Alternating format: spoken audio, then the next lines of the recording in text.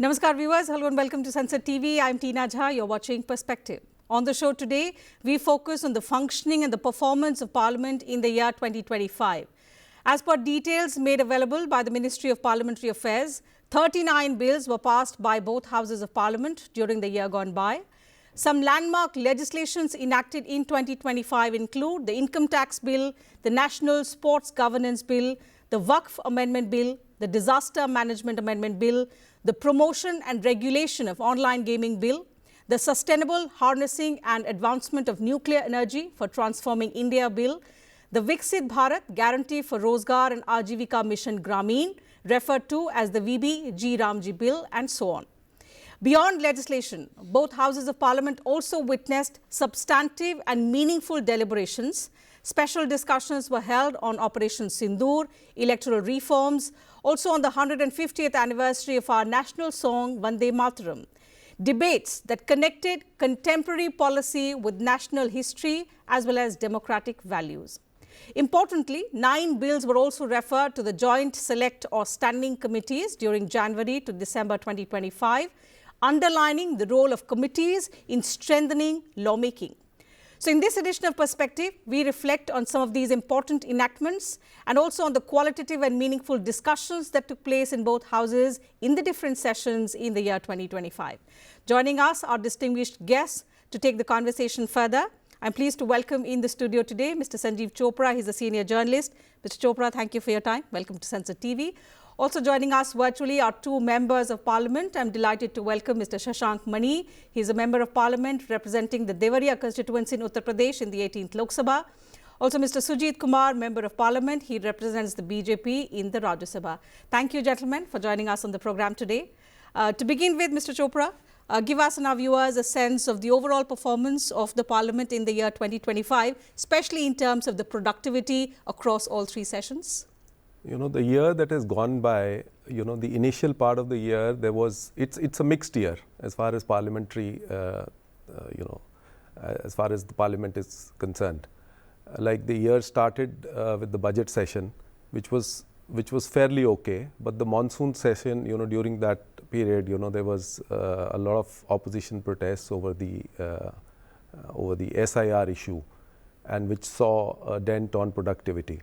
But the winter session of Parliament, which has just gone by, although it was one of the shortest ones, but it has been very productive in the sense that, the Lok Sabha had 111% productivity, while the Rajya Sabha had 121% productivity. Now, the winter session also saw some very landmark, reform bills, which were passed during this short period, which included the VBG bill, replacing Manrega, and there was also the one on Shanti bill on including private investment in the nuclear sector, and there was one on the insurance sector, allowing 100% FDI. This session also saw some very important debates, as you just said, on the 150th anniversary of the Vande Mataram, our national song, and on election reforms, which everyone, including the opposition, was asking for. And there were very meaningful discussions. A lot of suggestions came forth. And earlier during the year, we had a very wonderful debate on India's Operation Sindoor, right, which was conducted in the aftermath of the Pahalgam attack. So overall, it's been a good year, but towards the fag end, the winter session has been the most productive. Okay, so that was about productivity. It's been a mixed bag across all 3 sessions. But how did the Parliament fare in terms of reflecting the will and the aspirations of people is something that I'll ask Mr. Shashank Mani, you're a people's representative in the Lok Sabha. How did 2025 reflect in the Lok Sabha, especially in terms of meeting the expectations of the people of this country? So I'd start by saying that the mandate that has led to the formation of this Parliament in the Lok Sabha is one of Viksit Bharat, and in my mind that of Sabka Prayas. And I would believe that every legislation has hewed to that North Star. We believe that many of the things that we did in this year, as has been said, there were moments of disappointment in the monsoon session. There were moments of inspiration in the Vande Mataram debate in the winter session. The winter session was outstanding. I personally got a lot of time. I actually led the BJP's debate on Shanti Bill as a first speaker. And therefore, I feel that the whole year has been towards one goal, which is creating a successful, powerful Viksit Bharat, which will be the idol of the coming generations. And for that, I think that from the start, which is the budget session, to the point that we created a lot of discussion around how the economy has to grow. And there was a lot of discussion, which at least I led from the fact that my own constituency is going through a Viksit Bharat growth phase with Amrit Prayas. So we need to link legislation to local realities. And then in Sindoor, I had the privilege of being part of one of the delegations which went to the United States under Shashi Tharoorji's leadership. So I was also very interested in the debate, although I did not speak personally. But it was a very emotive moment for us where we had given a strong response. And as was said, the winter session, I think, was outstanding because over 19 days, I think we probably covered ground which was at least 1.5 times that amount of time. All of us were really intent on making the voice of the people heard. And of course, a number of bills in which I fortunately took part in 4 or 5 debates, the Manipur debate, the Shanti debate where I led, as well as the special grant for additional grants. So I think all in all, I feel very satisfied as a parliamentarian at the end of this year. I must admit, after the monsoon session, I was not a very satisfied parliamentarian because I believe that the government, that the opposition wasted a lot of the nation's time by unnecessarily stirring up something which the Bihar election proved them to be entirely wrong. So very happy in many ways, but also I'm hoping that the opposition behaves in a fashion which is for the Viksit Bharat of this nation over the coming 2026 year.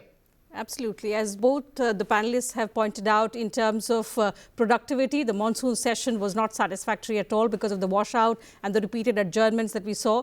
But I think the winter session proved to be the most productive. Both houses clocked more than 100% productivity.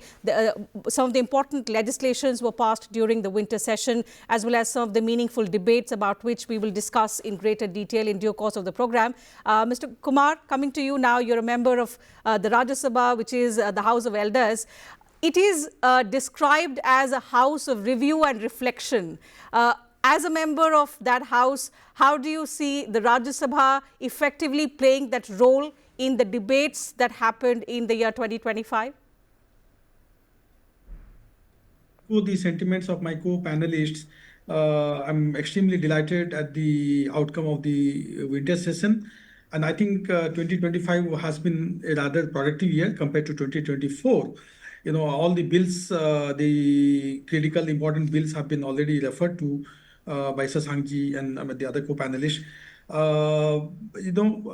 As the Parliament reflects the will and aspirations of people of India, I've always maintained that at least the 0 hour and question hour should not be disrupted under any circumstances. Unfortunately, the opposition parties, particularly the Congress party, was hell-bent on disrupting the parliament and not let it function in the monsoon session and in the previous sessions. But this time, in Rajya Sabha, at least, we had more than 150 members, 150 0-hour discussions, over 100 special mentions, over a span of 15 days, which is very, very heartening. And then, of course, we had a very inspiring debate on the 150th anniversary of Operation Sindoor, on Vande Mataram, and on electoral reforms. We had a very meaningful discussion on, of course, VVG Ramji, because Bharat Ji Ramji Bill, Shanti Bill, the health sector, health security, national security bill, amongst others. So I think I'm delighted. I'm happy with the outcome. 121% overall performance in Rajya Sabha. It's something which is definitely laudable. Personally, I got a lot of opportunities to speak during the winter session. I spoke on behalf of my party on the electoral reforms, on the GST, Manipur, on supplementary demand for grant, and also on the Vande Mataram discussions. So it's a personally satisfying session for me, and I think people of the country are watching us, not only the Rajya Sabha, but I think when people send us to Parliament, they expect that as public representatives, we behave well, we raise issues of national importance, we raise issues of the constituency and of our respective states in the parliament. And when that doesn't happen, it is actually a betrayal of the trust of the people of India. So I think the opposition parties should reflect as to what path they are pursuing, and they have been punished by people of India because of their arrogance, because of their uh, lack of respect for democratic norms and parliamentary processes. That's right. So I think it's this yeah, it's this disruption, repeated adjournment, which leads to repeated adjournments, which has caused both houses to spend less than 30% of its working time in 2025 on legislative business. This is as per a research on the Parliament's performance in 2025. But that is something that we will talk about a little later in the program, Mr. Chopra. Coming first to the highlight, 39 bills reflects a robust legislative calendar to begin with, because 39 bills and then you have 9 bills which have been sent to different committees. How would you assess the quality of debate, but also the participation from the opposition? There were several concerns that they raised, but the government by far accommodated a lot of the issues that the opposition wanted to talk about. So how did you feel the opposition's participation was on issues that they wanted to raise? And ultimately, both houses did end up discussing both houses, all of these issues at length. Yeah, we just talked about the monsoon session being a little disappointed. Some MPs also mentioned that, they were disappointed after the monsoon session. But I must say that the highlight of the monsoon session has also been the late functioning. If we've lost a lot of time in disruptions, both the houses have sat till late in the night, till late in the morning, when the Waqf bill was passed. We sat till 3 o'clock and, Yes. In the early hours of the day. And all MPs, including elderly MPs like, Mr. Kharge, the leader of opposition in the Rajya Sabha, Ms. Sonia Gandhi, all elders were also sitting till late in the night. And so was in the winter session, when the VB Gram bill was being passed, it was passed very late at night, around past midnight. And a lot of MPs participated. Now, the opposition earlier used to, disrupt and just go out of the house and, try and disrupt the proceedings. But they have also now realized, and they've changed their strategy, that they need to raise issues in Parliament and be a part of the debate. So they've all participated in various debates. They have made their point by staging a walkout or by raising slogans or something or the other, by making their point. But on the other hand, most of them have participated. The government has also accommodated them largely, in extending the time meant for debates. So overall, I think the opposition has changed its strategy, because these are very key legislations, and, there has been an allegation in the past that enough discussion is not taking place, meaningful discussion is not taking place while framing laws. Now, one of the, as you mentioned, that 9 bills have been sent to various standing committees for further scrutiny. But one of the demands of the opposition has been that on key bills, there needs to be further scrutiny, that, all stakeholders need to be consulted and discussed with, before implementing a law. So this has been an area of concern, and maybe, now the government has, been sending various laws to various standing committees. So or how will we committees. see more convergence on some of these issues in this new year is something that we will discuss as well. But coming to the landmark bills that you refer to, some of them are quite transformative in nature, Mr. Shashank Mani. So we see that these bills range across diverse sectors, from taxation, nuclear energy to online gaming, also rural livelihoods. What would you say, you're a member of the ruling party, what would you say was the unique or the unifying policy vision behind this legislative agenda that the government had in 2025 as we move closer to our Viksit Bharat goal? Yes, I would just comment firstly on the late night discussions. I think I applaud it. I was part of it. For the Waqf bill, we passed it very late. Rajya Sabha was even later. But I think the Congress party is taking freedom at midnight to heart. It is making legislation at midnight, which is only because they are thumping the desk and having placards in the parliament in the daytime. If they ought to have that, then we can also pass bills by 10 o'clock or 11 o'clock. So my request is that the opposition stop these prancing around in the parliaments well and take to the legislative agenda which this government wants, as well as the Janta wants. Now, coming to your point about which are the bills which are relevant, I think all of them are fairly strong bills. And I would say that there were probably 2 or 3 classification of bills. One was technical bills. Like I would say the gaming, online gaming bill, as well as the Shanti bill, on which I had the honor of leading BJP's first speaker from my side. These were technical bills, required some element of technical briefing and knowledge.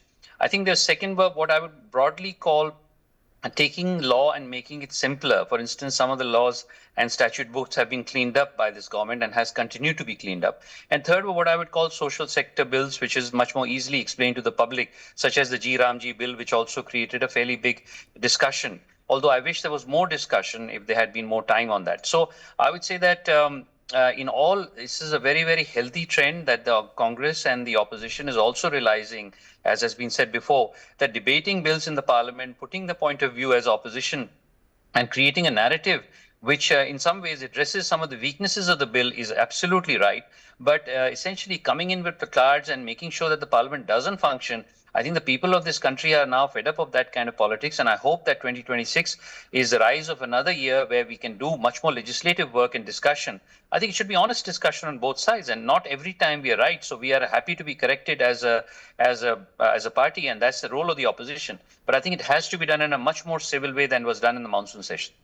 But as we embark on a new year, Mr. Shashank Mani, there are concerns about limited discussion time on some crucial bills. How would you respond to the charge that Parliament is sometimes reduced to more of a numbers game rather than deliberative forum? The fact that the government is trying to pass more bills in lesser time rather than devoting more time to discuss some of these bills which impact lives and livelihoods? I mean, I think I would also want to have longer debates of some of these very substantive bills. And I think that is very critical for us to do. For instance, one of the bills that has got in some ways passed in a very short notice was income tax bill, which I was privy to the whole discussion because I was part of the parliamentary committee which sat on it for almost 4 months. It was an amazing piece of legislative investigation, corrections, change, consultation, stakeholder management.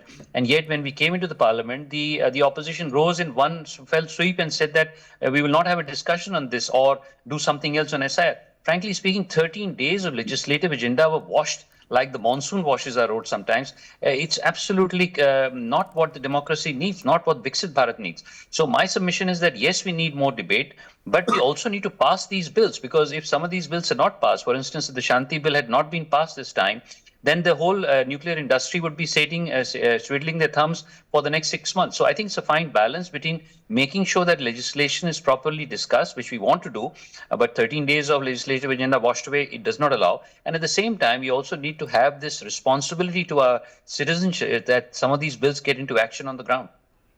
That's right. We hope that in terms of productivity, in terms of reflecting the aspirations of the people, the Parliament performs better than what it did in the year 2025. But in addition to some of these important enactments, Mr. Kumar, special discussions were held on issues like Operation Sindoor, on election reforms, also on the 150th anniversary of our national song, which drew wide attention.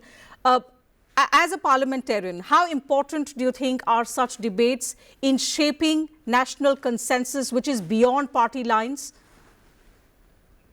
No, as has been pointed out, these are extremely critical and issues of national interest which were debated. Operation Sindoor. I mean, the nation had the right to know about Operation Sindoor and why the government took certain decisions. And this is a government for which national interest is the topmost priority. Nation first has been the philosophy of this government. So it was the duty and then the right of the government to explain to the country, what steps it took during Operation Sindoor and why. Similarly, Vande Mataram, our national song, we are celebrating 150th anniversary of that national song, and the Congress party has never given the song its due. So the song is as relevant today as it was when it was first sung. So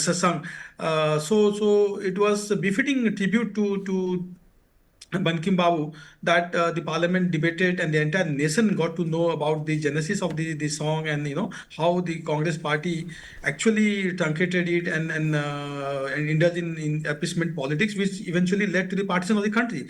And then coming back to electoral reforms, SIR, the specific is the SIR is a legal necessity, and it's not the first time that the Election Commission of India is undertaking this SIR activity. In fact, it is mandated by the Constitution to undertake SIR. It's both a legal necessity. It's being done in a transparent manner. It is done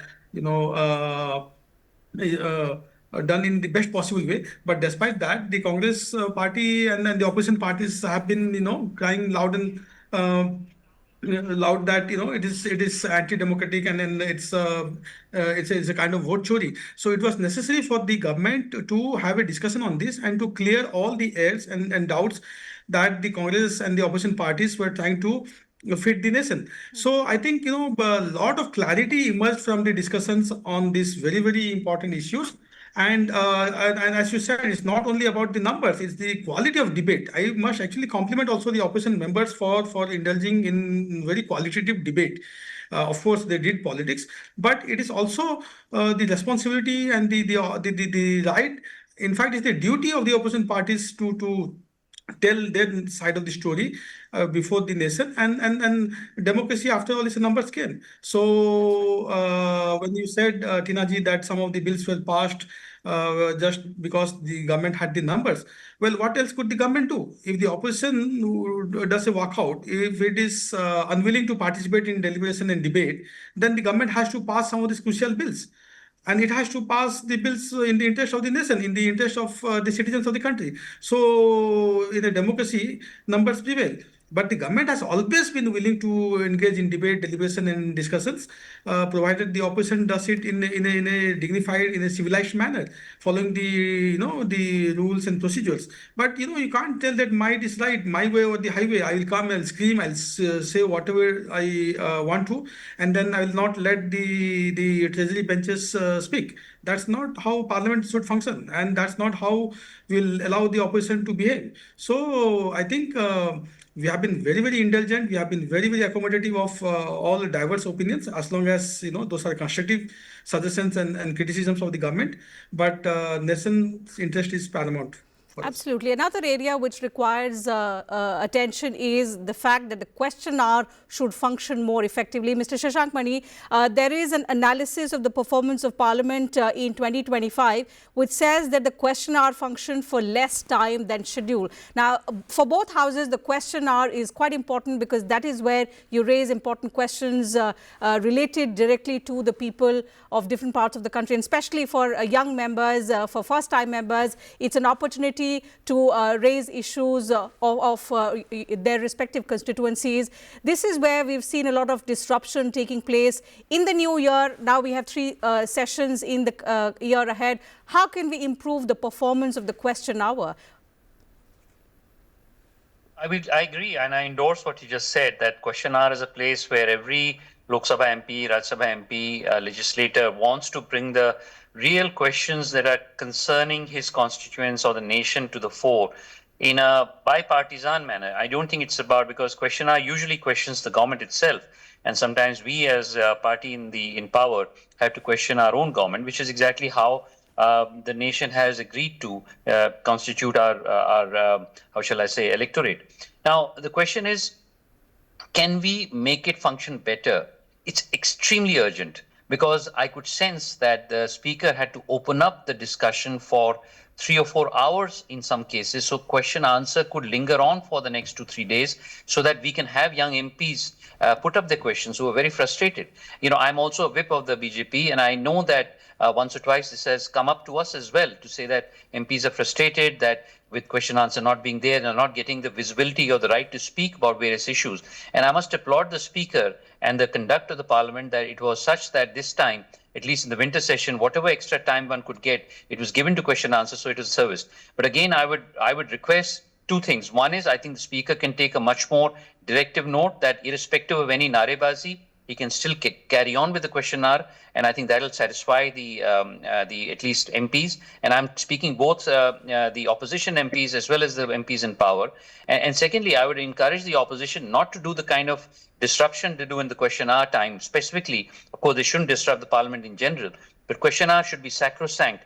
Is the place where every representative wants to speak up for the public, and that has been denied specifically in the monsoon session. That's right, Mr. Chopra. We see, and as someone who tracks parliamentary proceedings closely, it's an observation that when time is allocated for a particular debate, the discussion happens smoothly. But during question hour, during 0 hour, during the special mentions, where you see people's issues being raised directly by respective members, there is a lot of disruption and which forces adjournments. How can that be course corrected? Where is the divergence among various parties which we can improve in this new year? Tina, if you would recollect, in the past, the Rajya Sabha used to have the question hour at 11 a.m. Yes. And the 0 hour was at 12. But the then chairman, changed the timing because more often than not, the opposition parties would come and create, disturbances and uproar, leading to the adjournment of the question hour. So more often than not, the question hour used to be the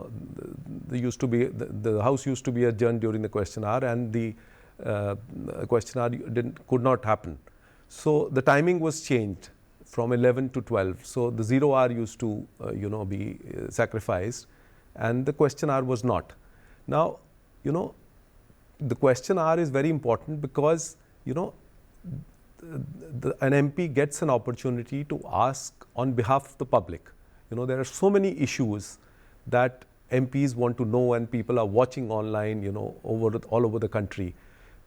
And the government is answerable, the question hour is one such place where the government is answerable for whatever governance. This is every chairman or the speaker has highlighted the importance of the question hour, that it is one of the most important things besides the lawmaking process, which is one of the most important things. The lawmaking should also, it's very serious business because you're creating laws for 1.5 billion people of the country. Absolutely. And I think the functioning of the Parliament also in many ways shapes the public perception about our parliamentary democracy. As we wrap up the conversation, Mr. Kumar, which are the areas in which we can strengthen the efficacy, but also the image, the credibility of the temple of democracy? Yeah, I think there should be all-party consensus that at least the question hour and the 0 hour shouldn't be disrupted. In fact, there was some effort towards this. Question hour and 0 hour are extremely important for two reasons. One has been articulated by both the honorable panelists, that it's a platform, or the question hour is a platform to raise issues of concern of our constituency, of our states, and of national issues. And our constituents expect that when my member of parliament goes to Delhi, then he will raise the issue of my village or my panchayat or my constituency. And secondly, it is a platform to ensure executive accountability to the legislature, which is an essential, which is a basic feature of Indian parliamentary democracy. But unfortunately, this has not been followed. Look at the irony. During COVID, for practical reasons, the government decided not to have question hour.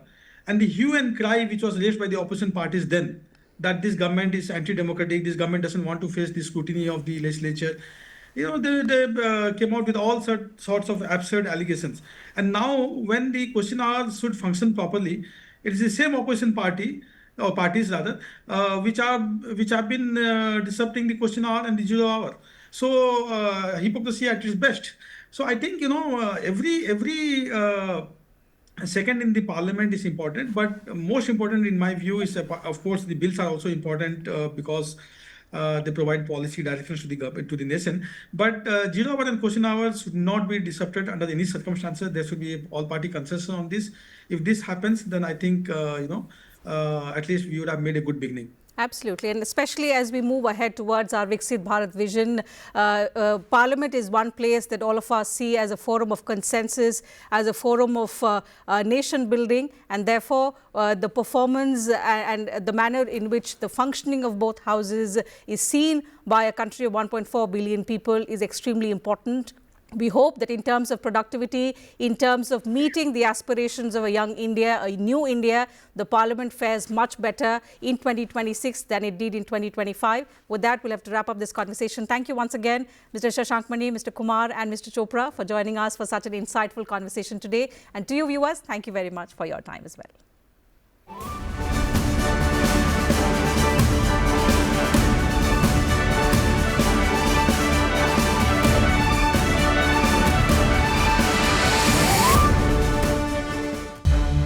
संसद TV के और भी programmes देखने के लिए subscribe करें हमारा YouTube channel और हाँ, इन्हें लाइक और शेयर करना ना भूलें।